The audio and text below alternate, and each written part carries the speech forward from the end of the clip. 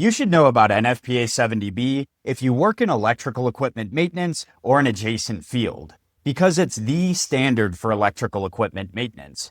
But where did it come from and what does it cover? Brian, can you tell us a little bit more?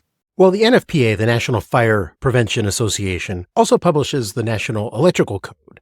And the NEC committee was receiving a lot of requests for maintenance recommendations. And so development of NFPA 70B began in 1968, and it was first published as a recommended practice in 1975. And as with all of our other codes and standards, it's been updated and changed and edited over time. And some of the things we've seen added were in 2013 of particular interest. PV, battery energy storage systems, and EV charging and wind systems were all added. In 2016, there was a more general edition in terms of torque recommendations, and we've seen the document grow and progress over the years. The big step with the 2023 edition was it becoming a standard. So in January of 2023, NFPA was adopted by the American National Standards Institute as a standard, and this resulted in a document that was shorter and less specific than previous editions. Now that may seem a little counterintuitive, and the reason here is because as a standard, as a prescribed, thou shalt do these things, there was a requirement that it wasn't too broad,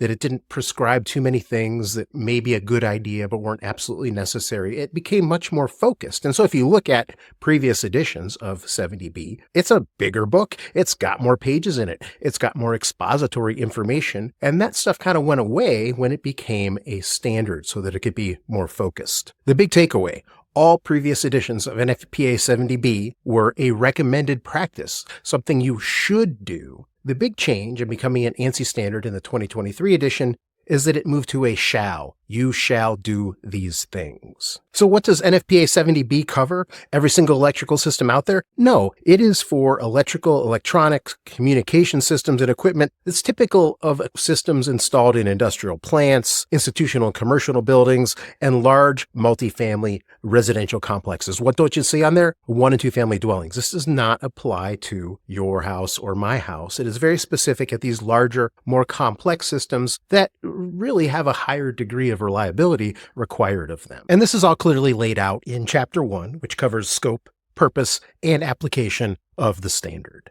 So what is NFPA 70B? Its purpose is to protect people, property, and processes from failures, breakdowns, or malfunctions, right? So think back to the previous slide. We're talking about industrial facilities, commercial facilities, larger electrical systems that are typically going to be required to be maintained just so that operations can continue to go on. Now, NFPA 70B does require equipment owners to create an electrical maintenance program. However, as with most of our codes and standards, this is the bare minimum. As I said earlier, when it became a standard, the document got smaller. A lot of this other stuff you could do or might ought to do, however you want to look at it, was yanked out of there. So it is a bare minimum, just like with the National Electrical Code. Meeting the National Electrical Code means you did the bare minimum to build a safe and hopefully reliable system. Click subscribe to stay up to date on codes, standards, and electro tech.